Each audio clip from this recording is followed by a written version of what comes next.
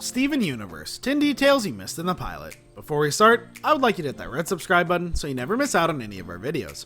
Hey guys, what's up? Welcome back to Laffy Tunes. Number 10, the Hourglass. The central MacGuffin of the pilot is a mysterious little orb that Jim's referred to as the Hourglass. The handy doodad is being hunted down by a bunch of electric skulls and apparently has unparalleled power. When Steven gets his hands on it, he finds that the Hourglass allows him to travel back in time. Unfortunately, he sets its one true purpose to help him to make comebacks. That same Hourglass would appear again in the episode Steven and the Stevens. However, instead of being used for comebacks, Steven uses it to clone himself to start his own band. Since day one, Steven has had his priorities straight. How much time? Amethyst, come on! Number 9, incorrect change. After getting into a huff with the Gems, Amethyst asked Steven to grab the team some donuts. While she was just trying to sneakily hand him the Hourglass, she also handed him some money for the donuts. The Snack Time Fund had the normal change but also included a $3 bill. Those could be seen as a visual gag or a quick means to keep the animation team from drawing 3 separate bills. The $3 bill and other strange change do re-emerge within the main series. There's certainly more fantastic things featured in the series, but the fact that a $3 bill is legal tenure truly separates Steven's world from our own. You can make it better. Number 8, Steven's Chips. Ever since the pilot, food has been a reoccurring element for this series. As Steven waits for the Crystal Gems to return to their latest mission, he's been munching on a bag of chips.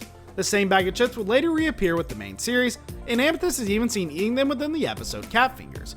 It's also worth noting, despite the literal brand being named Chips, that the snack isn't just another generic portrayal of chips, but a homage to the United States East Coast favorite Utz, where the drawing of the same mascot character being the dead giveaway. Chips? You like chips? You want a chips?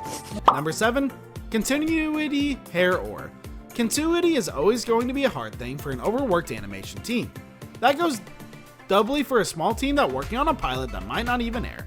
Nonetheless, the time thing went smoothly with minimal errors, though there is one that might get a few fans pulling their own hair. When Garner fends off a giant electric skull, she manages to pull one of their tentacle/hair strands.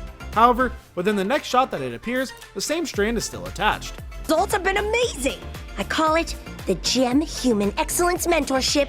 Number 6, Steven didn't originally like Lars. Fans today know that Steven and Lars Barriga go together as well as SpongeBob and Squidward. That is to say that this is an incredibly one-sided friendship that the innocent Steven wholeheartedly enjoys, but the delusion is Lars despises. It's an old trope within children's cartoons. Producers prefer if the main character is a bright and friendly face, even if every other character isn't. However, within the pilot, Steven shows a very visible distaste for Lars. When Lars makes fun of him, Steven gets upset and even frustrated when trying to make a comeback against him. Pants become short. Number 5, redesign or regeneration. Most pilots are seen as non-canon by their community, with the time thing being confirmed a few times to not be part of the same world. This is incredibly obvious given how different the art style and how vastly changed the Crystal Gem designs are. However, blurring the lines between canon and non-canon is Pearl. Though her design is the most changed upon the main series debut. Her original costume is seen for a short glimpse when she regenerates in Steven the Sword Fighter. This teases that at one point, she did have her pilot form, and in a great sense that all the pilot costumes could be previous forms of the Gems. Or if you face the truth together. Number 4, what's your excuse? Steven Universe has quite the proclivity for thematic parallels and tiebacks.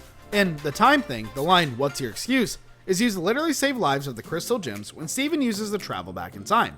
In the finale of the original run of Steven Universe, Change Your Mind, Steven gets into a heated exchange with the series' final boss, White Diamond.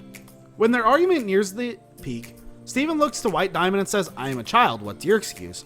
Echoes are meant to get quieter the further they go, not louder. Oh, you are Pink Diamond! That is Pink Diamond's gem! You do not look like this! Number 3, Jindy Tarkovitsky worked on it. The pilot already had gilded history for being animated by Rebecca Sugar. However, there was at least one other animation legend working on the project, Jindy Tarkovitsky. Jindy worked as the time director for Sugar's pilot, and essentially the man who helped define Cartoon Network. He helped create and produce instant classics such as the Powerpuff Girls, Dexter's Laboratory, Star Wars The Clone Wars, Symbionic Titan, and Samurai Jack. Today he's currently working on Adult Swim's Jurassic thriller, Primal. Or the additional patterns in Garnet's top, our characters have a lot more going on. Number 2, Amethyst teases her cat obsession. The pilot teases a few character details within its first few seconds. When Amethyst appears, she introduces herself in a forest-like area, resting on a tiger and a puma. Amethyst is near synonymous across the series for her obsession with cats. It was her go-to transformation when she helped Steven learn about shapeshifting, and her wrestling persona goes by Purple Puma. While the two cats from the pilot never appear again in the main series, their influence is definitely there. Is there gonna be an explosion? Oh, it's no big deal, Dad. Yeah, it's fun. Number 1, Ruby and Sapphire are teased. Like the leader she is, Garnet is the first one to introduce herself and the very person to introduce the series. When she does, she's shown with a very extravagant backdrop. In the pilot's first couple of seconds, Garnet has a ruby pillar on her left side surrounded by flames and a sapphire pillar in the front of a waterfall to her right. Though it would take a long time for this reference to pay off, this is clearly teasing the fact that Garnet is comprised of two different gems, the hot-headed ruby and the calm, flowing sapphire. You never know what's going on. That's what I'm for. Sapphire. But I never looked into her. This brings us to the end of our video. I hope you enjoyed it. Hit like if you did and don't forget to subscribe to our channel so you don't miss any of our videos in the future. Also watch the next two videos that are on your screen because I'm sure you'll love them. And with that, we'll see you all in our next video. Thanks for watching.